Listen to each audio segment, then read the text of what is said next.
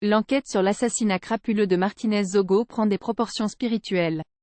La semaine dernière, des bruits ont circulé qu'il y a eu des personnes qui auraient pris de l'argent en vue de blanchir l'image de Jean-Pierre Amougou Bellinga, présenté comme le principal suspect dans cette affaire. Une liste litigieuse a d'ailleurs fuité dans ce sens. Seulement, un homme de Dieu prévient. Il s'agit du père Ludovic Lado qui n'est pas content pour que les gens prennent de l'argent dans cette affaire d'assassinat de Martínez Zogo. Mon cher compatriote, écoute-moi bien. Si tu as pris de l'argent pour vendre ta conscience dans le cadre du meurtre de notre frère Martínez Zogo, cours vite, je n'ai pas dit va vite. J'ai dit cours vite le remettre. Même à un orphelinat. C'est ce qu'on appelle la réparation. Parce que c'est l'argent du sang. Cours vite remettre cet argent même à un orphelinat. Avant que la malédiction ne s'abatte sur toi et peut-être sur les tiens. C'est ce qu'on appelle l'argent du sang et l'argent du sang ne blague pas. L'argent du sang ne blague pas, prévient le père Ludovic Lado. Normalement on regarde la télé pour s'informer. Mais il y a un homme que les télés regardent désormais pour s'informer. Cet homme c'est J.P. Rémy Ngono. Un journaliste d'investigation perspicace, courageux et tranchant.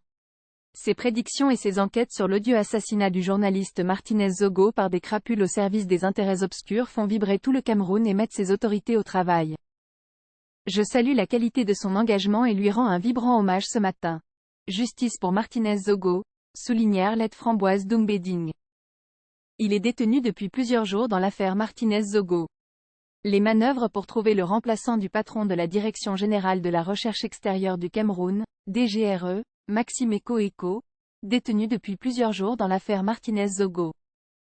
L'information est rapportée par le lanceur d'alerte Boris Berthold sur Facebook. Il faut dire que 20 membres de la DGRE ont été placés en garde à vue dans le cadre des investigations sur le meurtre de Martínez Zogo.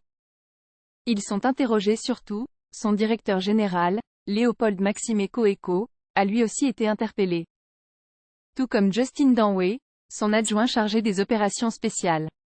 Les deux hommes sont soupçonnés d'avoir ordonné le rapt de Martínez Zogo. Ce 11 février, Eko et Danway sont toujours détenus au CED dans le cadre de leur garde à vue. Une confrontation était prévue le 2 février entre les deux hommes afin de découvrir une éventuelle chaîne de commandement qui aurait pu conduire au décès du directeur de la radio Amplitude FM. Pour mémoire, Martínez Zogo a été enlevé le 17 janvier 2023 devant la brigade de gendarmerie de Nkolenkondi, dans la banlieue de Yaoundé, par des inconnus. Son corps sans vie a été découvert 5 jours plus tard par les riverains à Ebogo 3, une autre banlieue de la capitale camerounaise. Il a été déposé à la morgue de l'hôpital central de Yaoundé. L'autopsie réalisée dans la foulée a révélé que le corps a subi de nombreux sévices. Rejoignez notre communauté en vous abonnant à notre chaîne, en appuyant sur le bouton j'aime, en activant la cloche pour ne rien manquer de nos mises à jour, et en laissant un commentaire pour partager votre opinion.